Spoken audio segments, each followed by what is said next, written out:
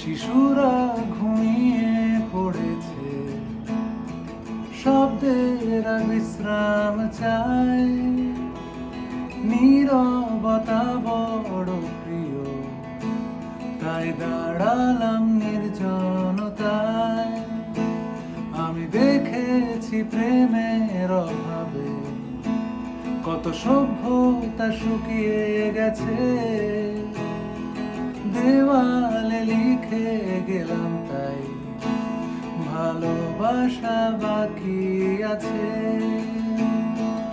আজ এই বসন্তে ছুঁয়ে দেখো ব্যথা নেই,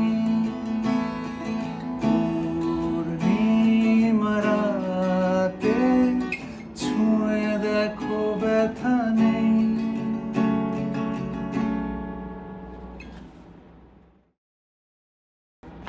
হ্যালো সবাইকে, সং স্টোরি শর্টের পরবর্তী এপিসোডে সবাইকে স্বাগত। আজকে আমার অত্যন্ত প্রিয় একটি গান নিয়ে এসেছি। গানটার নাম ব্যথা নেই। ব্যথা নেই আমার নতুন অ্যালবামেরও নাম, সেই অ্যালবামেরই টাইটেল ট্র্যাক ব্যথা নেই। আজকে সেটার জন্ম বৃত্তান্ত বলব। এই গানটার অনেক কিছুই ধার করা বলতে এই গানের সুর, যে সুরটার ওপর ভিত্তি করে আমি গানটা তৈরি করেছি, সেটা হচ্ছে একটা স্কটিশ মেলোডি, খুব পুরনো একটি স্কটিশ ফোক সং বলা যেতে পারে, মাই বনি লাইজ ওভার দ্য ওশান। এবং এই গানটা আমরা শিখেছিলাম স্কুলে। আমরা যখন খুব ছোট সেন্ট পলসে পড়তাম, আমাদের যিনি স্যার ছিলেন গান শেখাতেন, তিনি এই গানটা আমাদের শিখিয়েছিলেন এবং ছোটোবেলা থেকেই গানটা আমার ভীষণ প্রিয় ছিল। এবার এই গানটা আমার ভেতরে ছিল এবং মাঝে মাঝেই গুনগুন করতাম।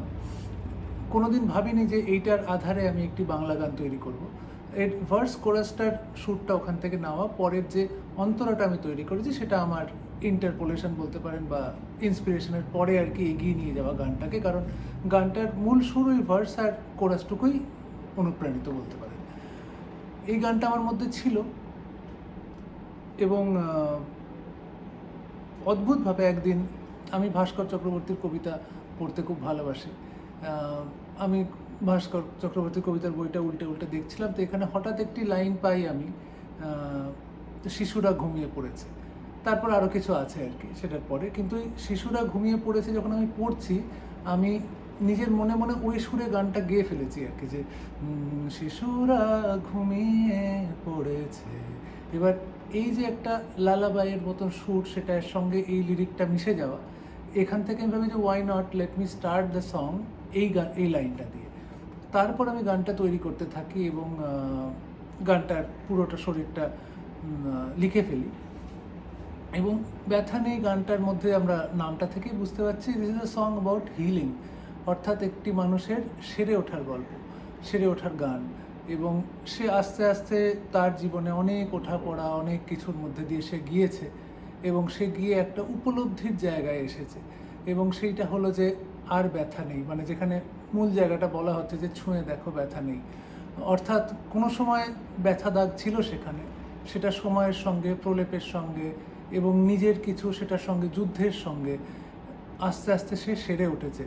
আসলে আজ থেকে 5-10 বছর আগেও, 5-6 বছর আগেও আমাকে যদি কেউ বলতো হিলিং এই শব্দটার অর্থ, আমি হয়তো অতটা গুরুত্ব দিয়ে বুঝতে পারতাম না, কারণ সেই মানে হিলিং যে কী প্রসেস সেটা সম্বন্ধে আমার কোনো ধারণা ছিল না। এবং আমি ভাবতাম আর কি, এটা হচ্ছে অপরিণত কিছু চিন্তা ভাবনা, যে সব কিছুর থেকেই মানুষ চট করে ঘুরে দাঁড়াতে পারে, চট করেই মোকাবেলা করতে পারে, সেই শক্তি আমার মধ্যে আছে। কিন্তু বয়সের সঙ্গে সঙ্গে বুঝতে পেরেছি যে healing is a long process. একদিনে, 1 মাসে, 6 মাসে এটা হয় না, এবং দীর্ঘ সময় যায় এবং সময়ের সঙ্গে সঙ্গে মানুষের মন বদলায়। আর্ট অফ লেটিং গো যেটা, সেটার সঙ্গে সে অ্যাকাস্টমড হয় এবং এই সব কিছু থেকেই আর কি অনুপ্রাণিত হয়ে এই গানটার জন্ম হয়। এর প্রত্যেকটা লিরিকের মধ্যে, প্রত্যেকটা লাইনের মধ্যে সেই সেরে ওঠার গল্পটাই লুকিয়ে রয়েছে। এবং যে গাইছে, ন্যারেটর অফ দ্য সং, সে বলতে থাকছে সে কত কি দেখেছে এবং দেখার পর তার মনে হয়েছে যে হয়তো পৃথিবী শেষ হয়ে গিয়েছে। এটা আমাদের মধ্যেও হয়, আমরা আর কি জীবনে এত কঠিন একটা জীবনের মধ্যে আমরা থাকি এবং ওঠা পড়া নানা রকম সংঘাতের মধ্যে, তখন you feel like giving up, যে এরপর তো আর কোনো, এরপর এর চাইতে আর ফিরে ঘুরে দাঁড়ানোর কোনো জায়গা বোধহয় নেই এবং এখানেই সব শেষ। কিন্তু তারপরও এই যে ফোর্স অফ লাইফ যেটাকে বলা হয়, ফোর্স অফ লাইফটা এতটাই স্ট্রং, উইল অফ লিভিং আর কি, সেই উইলটা আমাদের বাঁচতে সাহায্য করে এবং সে আমাদেরকে বিভিন্ন উপায় শেখায় যে আমি কিভাবে দুঃখ যন্ত্রণার সঙ্গে যুদ্ধ করে থাকব। আমি কোনো মানে ওই স্পিরিচুয়াল গুরু জ্ঞান দেওয়ার কথা বলতে চাই না আর কি, সেরকম যেন শুনতে না লাগে কোনোভাবেই, এটা সামান্য একটি গান। কিন্তু এর মধ্যে কোথাও একটা স্পিরিচুয়াল জার্নি হয়তো আছে, যেখানে মানে পিঠ ঠেকে গেলেও, দেয়ালে পিঠ ঠেকে গেলেও নিজেকে বিভিন্ন উপায়ে আমরা সাজেস্ট করতে থাকি যে হয়তো এরকমভাবে ভাবলে, এরকমভাবে যদি পৃথিবীটাকে দেখি, এভাবে যদি আমি জীবনটাকে দেখি, তাহলে আমি একটা এগিয়ে যাওয়ার রসদ খুঁজে পাবো। দ্য ফোর্স অফ লাইফ যেটাকে বলছি, দ্য উইল টু লিভ।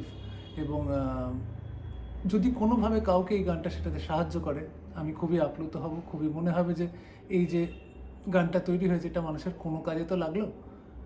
ধন্যবাদ, আবার দেখা হবে পরবর্তী সং স্টোরি শর্টের এপিসোডে। আপাতত ব্যথা নেই।